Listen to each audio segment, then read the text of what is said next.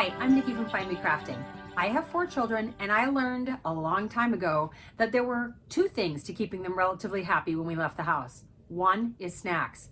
2, drawing supplies. If I could produce a pad of paper, some markers, some crayons, some pens, everybody was relatively happy. And I have found just the best pattern for carrying and keeping all of these art supplies. This is the Moondance pattern by Sincerely Jen. This is fantastic. I love these, and I've made, I don't even want to tell you how many, a lot of them. But the one downside I have with the pattern is that her pattern is for vinyl fabric, which looks fantastic if you have a lot of really great vinyl fabric. I don't. What I do have in abundance is cotton fabric. So I have this hack, if you will. This Moondance Notepad Holder is made entirely with cotton fabric. I've added on the strap, and let me show you why. It's because I added in some pen loops, because this is what I needed to keep my kids happy. I can show you how to make one of these entirely out of cotton fabric. It's got chipboard in the covers, so it's really sturdy. You don't need to set it on anything to use it, to draw with it. It's ready to go as is. Come on, let me show you how. And if you haven't already, don't forget to subscribe so that you don't miss any new patterns or projects. Here's what you're going to need for supplies. To start off, you are definitely going to need the pattern. This is a paid pattern from Sincerely Jen, and I have printed out the templates for the junior legal pad size. She also has an A5 size. I'm using junior legal size here. I will say that there are 4 pieces to this pattern that you're going to need, and I do alter them a little bit to suit my needs, but I will go over those specific alterations later on when we get to each section of the pattern. And I'm not going to give you specific sizes because that would be giving away her pattern, and I'm not going to do that. So I'll tell you how to alter these, but you need the pattern itself. You're going to need this first one. This is the exterior piece. There is a lining main template piece. This is the lining center and the main stabilizer. So these are the pieces I used.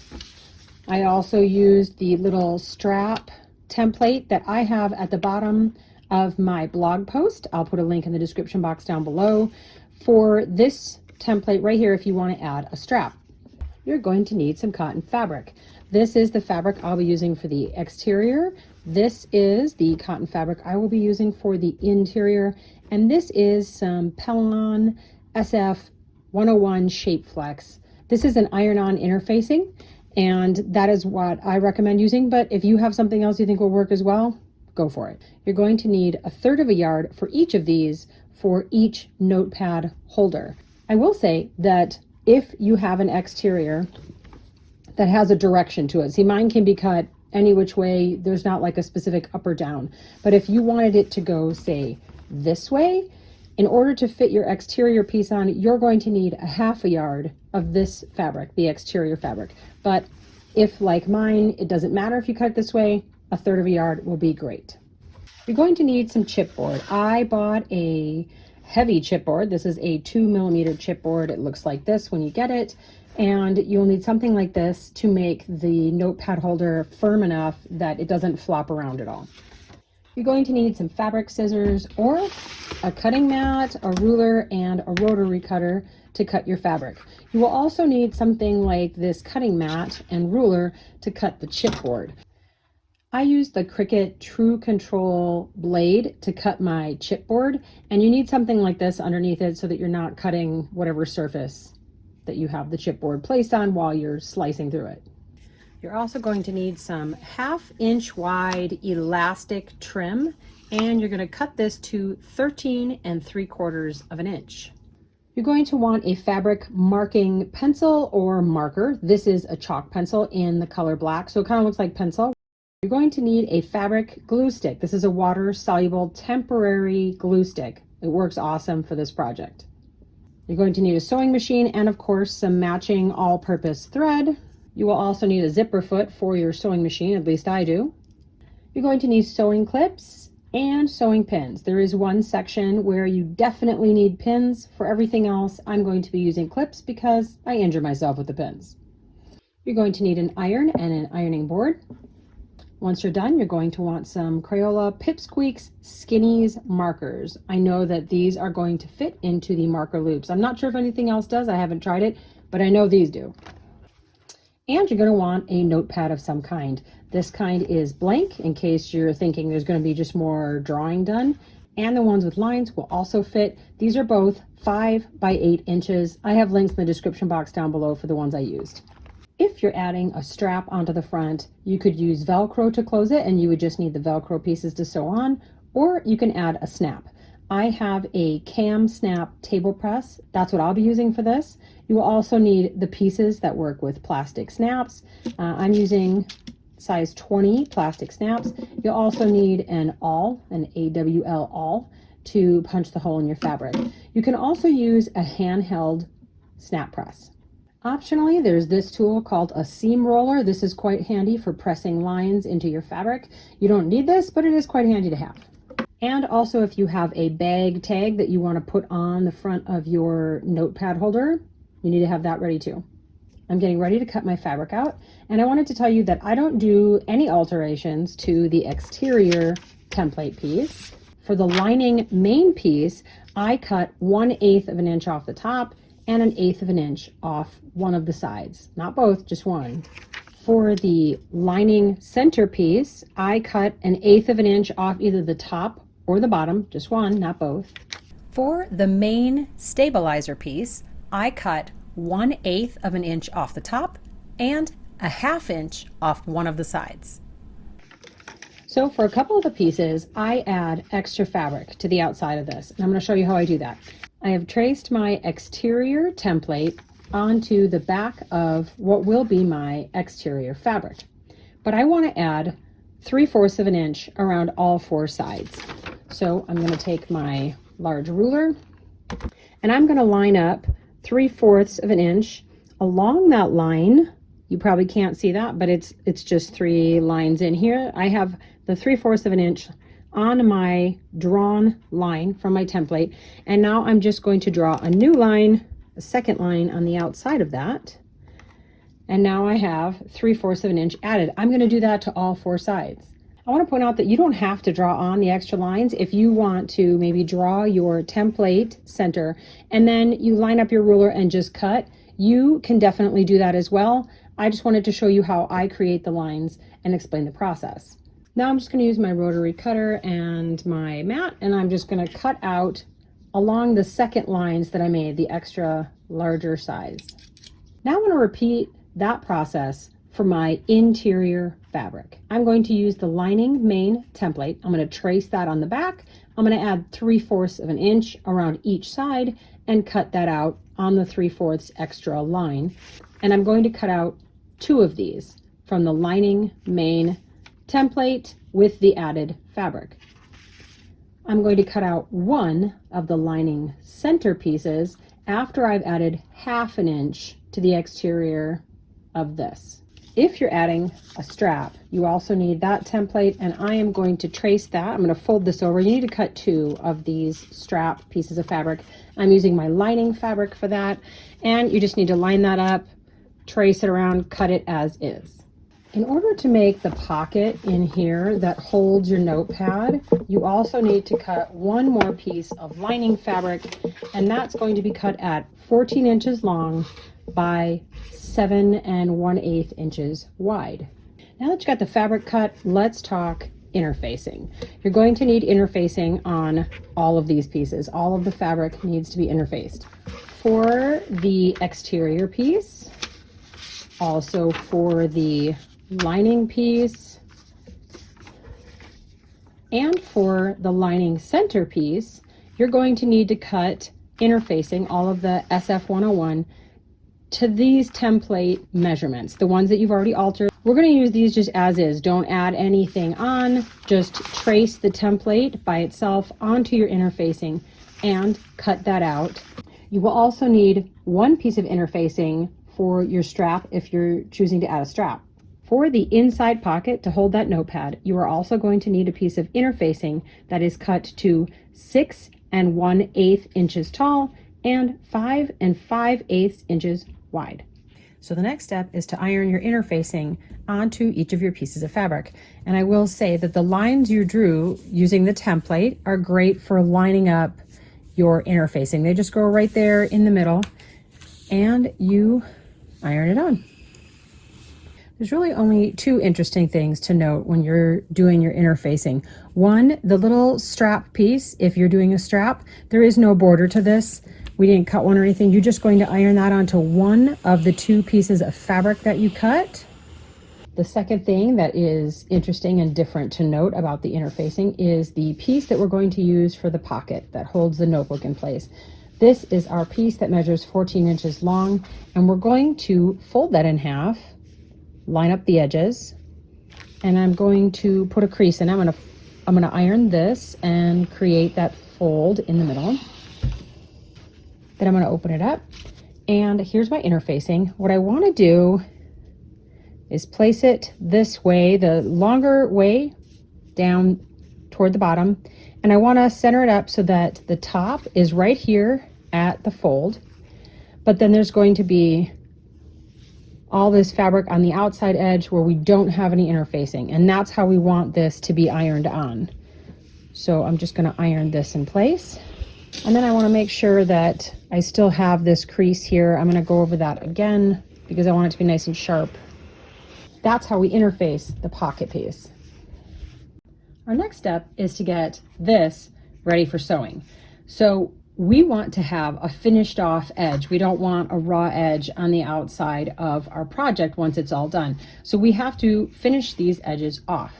We're going to do this for both of the lining pieces, for the center lining piece and the exterior piece. So there should be 4 pieces that you're going to do this next step for. We're going to be using the fabric glue stick for this step. I start with the long edges. Not sure it really makes a difference. That's just where I like to start. I am going to apply some glue to the long edge. And I'm going to fold it over right where my interfacing is. That's my mark for the 3/4 inch extra fabric.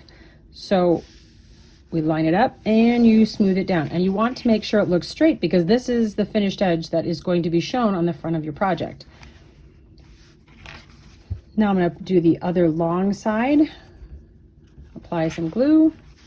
And right at that interfacing, I am going to fold it up and smooth it down.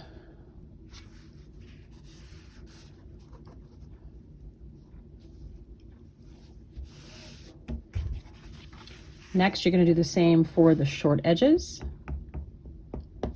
And now you don't want these pieces of corner sticking out from the front. That's not attractive. So here's how we're going to deal with those. We're going to use our glue stick, and the middle of our fabric here, we're going to be folding our quarters toward the middle. So this corner I'm going to fold over here toward the center of my fabric. I'm going to put a little bit of glue on that side of the fold near the center. And I'm just going to fold the corner over just a little bit so that I can see that the corner is very pointy, kind of a sharp corner right there. I'm going to smooth this down first. I don't want to fold in there. And I press it down. And if you look from the front, it looks like a corner. That's going to hold it in place until we sew. So I'm going to put some right here, once again, toward the center of my fabric. And I just need to crease it right there at the corner so that it's very pointed, and smooth it down. This is how I get glue all over my fingers, but it's really washable, so it's fine. But see, there is my perfect looking corner. Sometimes I use my nail as like a creasing tool, and I just press down. And I'm gonna, like I said, do that for both lining pieces, the center lining and the exterior. I'm gonna work on compiling all of the components, and then once they are all done, sewing them all together. So we're going to do the exterior, we're going to do the interior left, the interior right, and the center lining piece. We're going to get all of those ready and then sew them all together. So I'm going to start with the exterior piece. This is what it looks like. I've got my finished off edge. And what I want to do now, if you want to attach a bag tag, your logo, your, one of the little things that says handmade, this is the time to add it. So I'm going to add mine to the front. So what I want to do is just find the center of my exterior piece. I'm going to fold it in half. There we go. I'm going to fold it in half, line up all my edges, and I'm going to use this nifty tool, the seam roller, and I'm just going to roll it along here. That's going to be my center edge. And how awesome, that'll just press right out. I don't know if you can see it, my line, I can see it in person. But once I have that line, or once I've just pressed it in half, really, I'm just going to find the center here of my front. I'm going to sew my bag tag on the front right here. You could sew it at the top. You could sew it on the back if you wanted. I just like it right here at the bottom. For me, that's about 2 1/4 in from each side. And I'm going to take this to the sewing machine and sew it onto the front of my exterior. The next step I'm going to work on for my exterior are the strap pieces. So I have the strap piece that I ironed the interfacing onto, and I have one that has no interfacing. I am going to put them right to right, so the pretty sides together. Whoops. And I'm going to sew around this way, not this end, the flat straight edge. I'm gonna not sew, but I'm gonna start here. I'm gonna go down around the curve and come back up with 1/8 of an inch seam allowance. Now, just to make this turn out a little bit nicer, I am going to place some slits just up to, but not cutting across, my stitch line right around the curved section of my strap. And now, through the hole you left in the bottom, we are going to turn it right side out. Find the 2 pieces of pretty fabric. That's what we want on the outside, not the interfacing. I'm going to flip that. I'm going to use a stick to kind of go in there and just press it all out so I know all my seams are pushed out. Next, I'm going to bring my strap over to my ironing board, and I want to iron this flat. I can see how this seam has rolled a little bit the wrong way. I want to straighten that out and iron it so that it's all flat and my seams are facing the direction I want them to face so you don't really see them. And now I'm going to stitch along the same line that I just did, but now it's going to be top stitching just to hold it all together, make it look more finished off. The next step is to add the snaps onto the strap itself and onto the exterior where you want it to actually snap. If you need any help putting in snaps, I'm going to link a tutorial up here in the upper right corner that will show you, it'll walk you through step by step how to do snaps. For today's purposes, I'm just going to basically tell you where I'm going to put the snaps. I'm going to center, once again, I like to do this. You don't have to do this, but I'm telling you, when I don't, things look wonky. So I'm just going to take the extra step, I'm going to fold it in half, and I'm going to find my center line right here so that I know I'm putting it right in the middle, because if I don't, it's going to end up looking not centered. Let's just say that. I'm going to put the center of my snap about 1/2 inch in. That's about here. Really what I like to do once I have the center line is just kind of put the snap on and see if I like how it looks. That looks a little too close to the edge, so right about here. Is that right? Yep, that's right for me. So I'm going to press kind of hard. It's going to leave a little indentation right there. I'm going to use the awl, and I'm going to poke a hole right there through my fabric. I'm going to put in one of my snap pieces. I have decided I want to put the male side on the strap. That is going to put the female side over here on the exterior of the notebook. Put my snap in there. Yeah, that's not budging. Okay, so my snap is in the strap. Now for this side, for the exterior itself, I'm going to do pretty much the same process. I'm going to fold this in half. I'm going to use my seam roller to create a line. I really only have to do it on the front now. Well, actually you need it on the back too, don't you? Yep, you need it on the whole center of the exterior. So I have my center line on the front itself, and now I've got a center line on the side.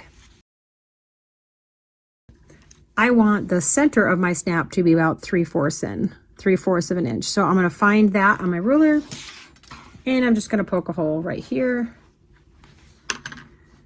Now on this side, we put the snap through the bottom, right there. And the female side of the snap goes on top like this into the snap press. And I want to press down really hard. So there's my snap on the front. Seems like a good idea to test it. Yep, my snap is working. I'm going to clip my snap in place on the exterior, not sew it on, just clip it on at this point. And I have my center line right here on my strap, and I have the center line up the side of my exterior. I'm going to put this 3/4 the way in, which is this line. This was my 3/4. I'm going to center the center line of my strap and the center line of my exterior, and I'm just going to clip in place. Make sure you have the snap portion facing up. You don't want this flat tab to be facing up, because then it's going in the wrong way and it's not going to work. So now my exterior is ready, and I'm going to work on the other components. Next, we're going to begin working on the left side of the interior. So this is the side with the marker loops. You have your left interior piece of fabric, and it has already been glued down at this point, so you have finished off edges. And we are going to begin working with this and with the elastic trim. This is once again cut at 13 3/4 inches. I'm going to find the center of this piece of fabric by folding it in half the long way. I'm going to use my seam roller. You could also just finger press this, but you're going to use that line to line up your marker loops. You want them to be straight down the middle. So we're going to start, and we're going to measure a 1/2 inch from the top. I'm gonna designate this the top of my fabric, and this is the bottom. At this point it doesn't matter, but I'm going to measure down 1/2 inch and mark that. You can see the marks I've made, and then I'm going to mark every 1/2 inch after. And you could make these marks fairly dark because you're going to be sewing directly on top of them, so you won't even see them. You're going to mark all the way down to the end, and there's going to be approximately a 1/2 inch here at the bottom too. You should have 16 marks down the center of this fabric. So now I'm going to get my elastic trim ready, and I'm going to measure this out. Don't think that it's lost on me that I have placed a ruler on top of a giant ruler mat, but this is what works for me a little bit easier. So starting at one end, you're going to measure 3/4 of an inch and mark that. And then just go every 3/4 of an inch down the whole piece of elastic trim. If you measure it out, you should have 17 different lines on here, and you have a 3/4 at this end, 3/4 at this end, and then every 3/4 in between.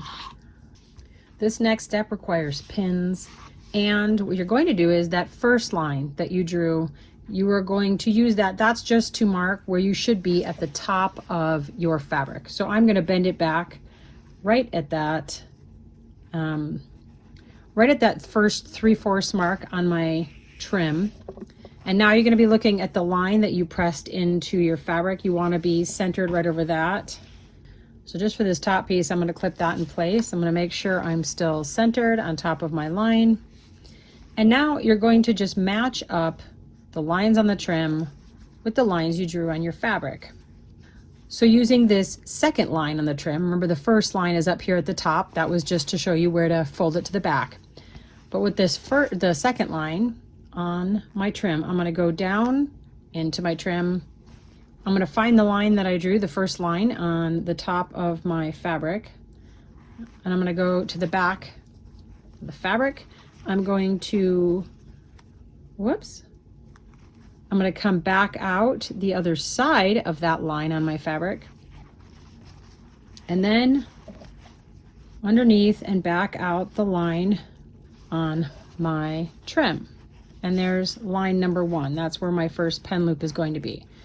I'm going to repeat that same process, lining up the next line on my trim with the next line on my fabric. That should leave you with about 3/4 of an inch down here near the bottom that you can fold to the back and clip in place there. So this is what it looks like once you get it pinned, something like this. So now I'm going to bring it to the sewing machine, and I'm going to sew all the lines that I have pinned here. I took out the clip on this side just so it's out of my way while I sew this first one. I'm going to make sure it's in there straight. And here's how I do this just to keep myself straight. I'm going to insert my needle, put my foot down, then remove my pin, and I'm just going to sew across that line. There. I'm just going to sew across the line once, and then I'm going to go backwards so that I know it's definitely going to hold. I do back stitch too. Don't worry about sewing anything here on the ends. I reclip those pieces that fold to the back right here, but don't do anything with them yet other than clip them. And at this point, you're ready to set this aside and work on the next step. Next up is this pocket that we're going to insert the back of the notepad into. So this is the right side of the holder itself. In this next step, you're going to need the right interior piece that you've already gotten your edges all finished off with the glue.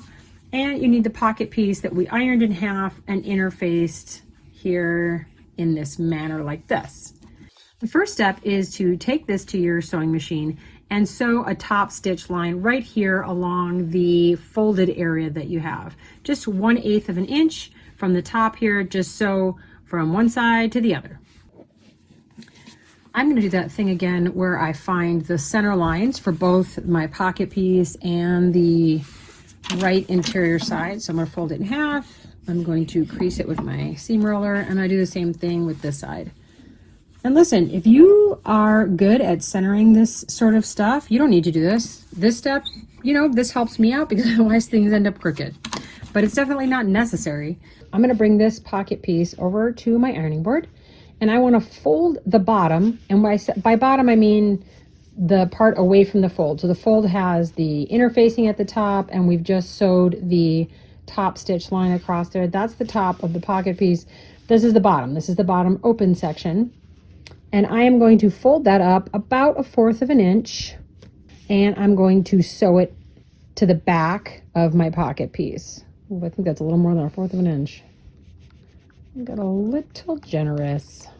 With that back part ironed, I am going to put this onto the top of my right interior piece. And I want to put the interior piece, I'm going to line up my centers a little bit. You know, my line on this one with my line on this one, you can still see that. And I'm going to sandwich it behind my 1/4 fold, and I'm going to pin that in place. And now I'm going to fold the sides around to the back as well. So from the front, this is what it looks like. My pocket is folding around to the back. And I want to line up the bottom so that you can't see this fold from the front.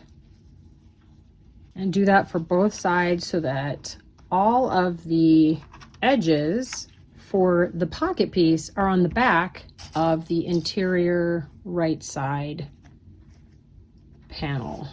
From the front, it should look like this. And your pocket should start between 1.5 and 1 3/4 inches down from the top. And now the right side is ready for the next step. I am now ready to put all of my pieces together and then sew around the outside and attach them all. I am going to